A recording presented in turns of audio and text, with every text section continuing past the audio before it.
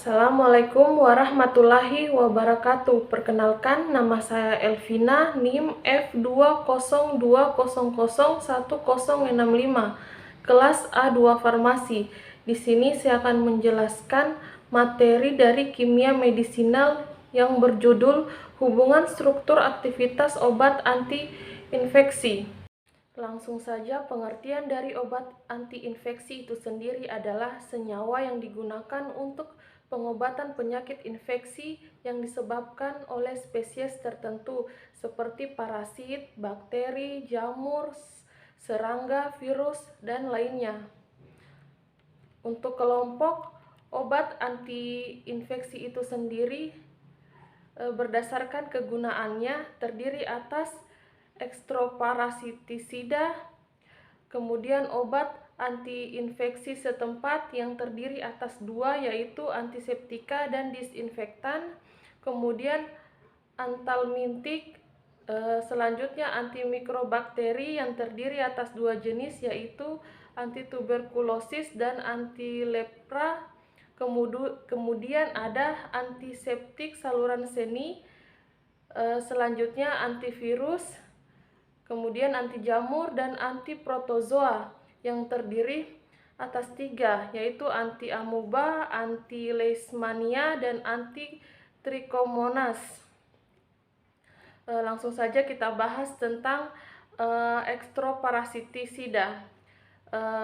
Ekstroparasitisida adalah senyawa untuk pengobatan berbagai kelainan yang disebabkan oleh ekstroparasit seperti scabies dan pediculosis yang terdapat pada kulit, tubuh, kuku, rambut, dan kulit kepala. Sedangkan untuk struktur kimianya yaitu terdiri atas 4, yaitu hidrokarbon terklorinasi, kedua turunan piretin, ketiga senyawa sulfur, dan keempat turunan lainnya. Dari keempat turunan ini bersifat selektif karena ada perbedaan kandungan mielin dalam sel saraf vertebrata dan arthropoda. Untuk strukturnya yaitu kita bisa lihat pada gambar di samping, ada lindan atau heksakloroheksana. Untuk hubungan struktur aktivitasnya dari hidrokarbon terklorinasi yaitu terdiri dari 5 isomer. Kemudian isomer lindan dapat diisolasi 10-13% dan mempunyai aktivitas 100 sampai 1000 kali lebih besar dibandingkan isomer lainnya. Untuk keterangannya itu sendiri yaitu perangsang sistem saraf pusat bila diabsorpsi sistemik. Setelah obat diabsorpsi ke tubuh, arthropoda akan merangsang sistem saraf pusat dan menimbulkan kejang serta menyebabkan kematian parasit. Untuk hubungan struktur aktivitas turunan piretin yaitu dia memiliki 2 atom C kiral yang membentuk 4 isomer. Bentuk aktif sebagai insektisida adalah isomer 1R-cis yang mempunyai keterangan kombinasi piretrin dan piperonil butoksida. Kemudian ini sangat efektif sebagai obat anti kutu dan dapat meningkatkan aktivitas insektisidanya 2-12 kali.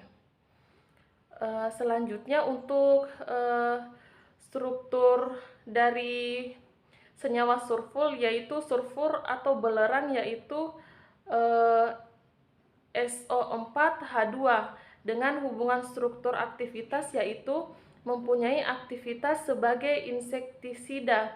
Arthropoda akan merusak sulfur menjadi asam pentationat yaitu HO3SSSS SO3H yang bersifat toksik.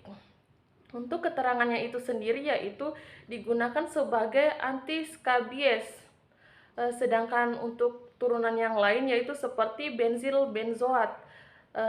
Untuk keterangannya sendiri sebagai antiskabies yang cukup kuat, dapat merangsang sistem saraf pusat dan menyebabkan kejang dan kematian arthropoda. Selanjutnya yaitu obat antiinfeksi setempat. Untuk obat antiinfeksi setempat ini yaitu terdiri atas dua, yaitu antiseptika dan disinfektan.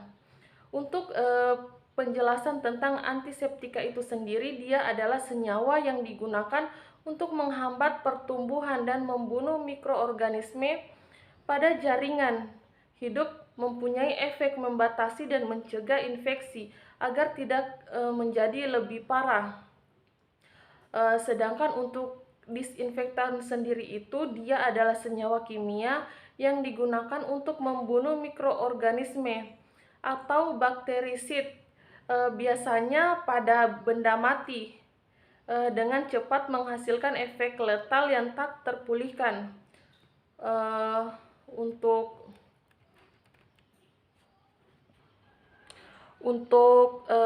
contoh turunan dari antiseptika itu sendiri adalah turunan alkohol, turunan aldehid, turunan amidin guanidin, zat warna, halogen dan halogenefor, senyawa merkuri, senyawa fenol, senyawa amonium kuartener, senyawa perak, dan turunan lainnya. Untuk turunan dari disinfektan yaitu terdiri atas 4 jenis, yaitu turunan aldehida yang terbagi atas 3, yaitu larutan formaldehid, paraformaldehid, dan glutardehid.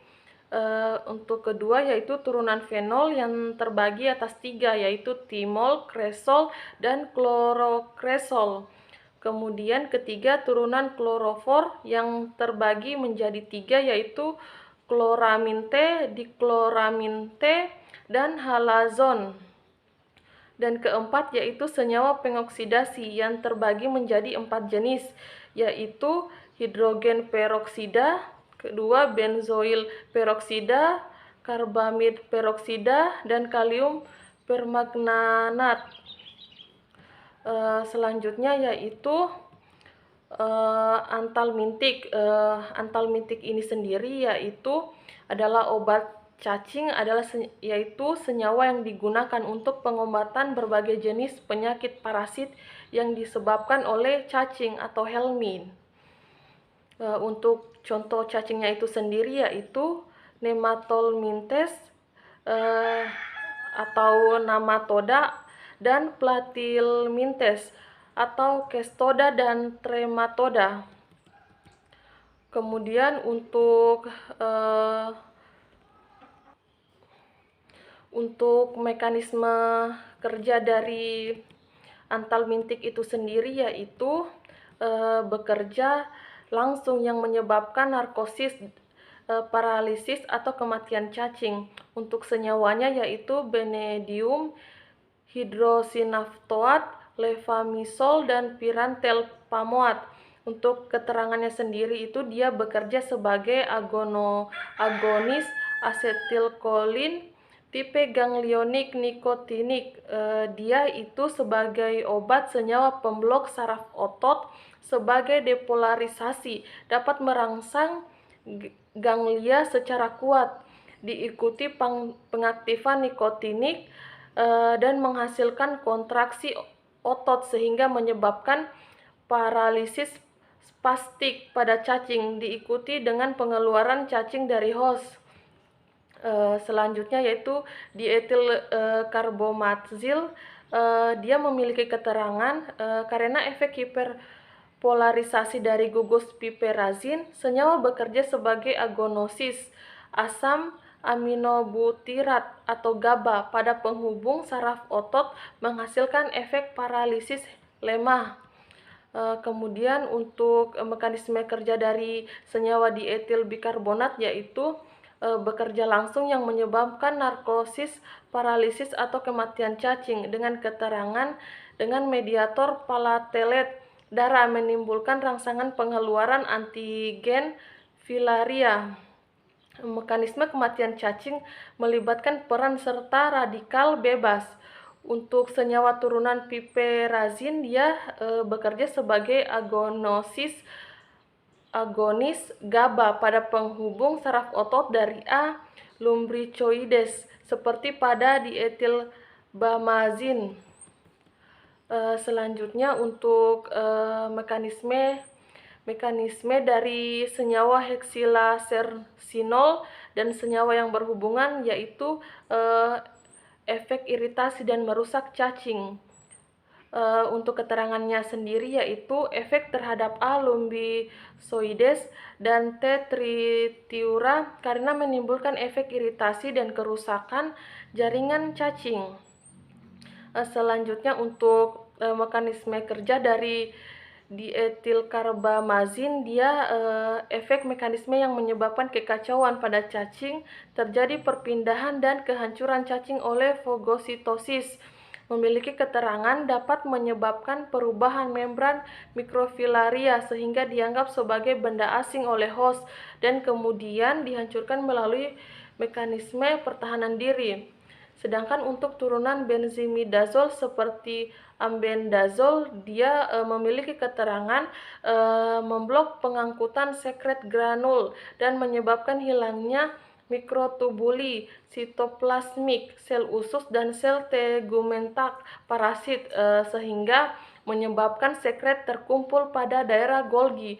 Terjadi pengeluaran asetilkolinesterase dan gangguan pemasukan glukosa, sehingga timbul kekosongan glikogen, sehingga imobilisasi lambat dan cacing mati. Lalu cacing dikeluarkan dari tubuh host secara spontan. Selanjutnya obat antimikrobakteri. Ini adalah senyawa yang digunakan untuk mengobati penyakit parasit yang disebabkan oleh mikrobakteri. Untuk strukturnya sendiri yaitu turunan salisilat P-aminosalisilat. Untuk hubungan struktur aktivitasnya yaitu yang pertama, antituberkulosis maks dicapai bila gugus hidroksi berada pada posisi 2 dan gugus amino berada pada posisi 4. Kedua, adanya gugus P-amino menghasilkan aktivitas analgesik dan antipiretik. Ketiga, modifikasi struktur turunan aminosalisilat telah dilakukan secara luas namun tidak memberikan hasil yang lebih aktif. Keempat, pembentukan garam dan menurunkan efek iritasi pada saluran cerna dibandingkan bentuk asam atau garam natriumnya.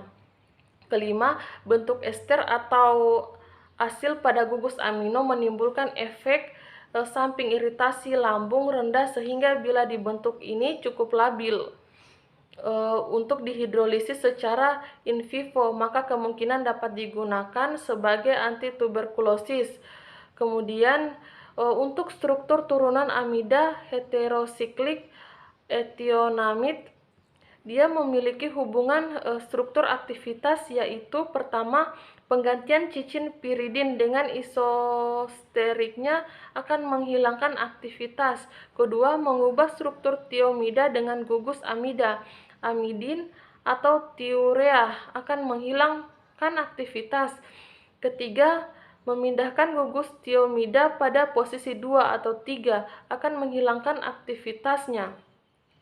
Untuk keterangannya sendiri yaitu aktivitas etionamid 1-10 lebih rendah dibandingkan isoniazid dan menimbulkan toksisitas yang lebih besar sehingga penggunaannya terbatas.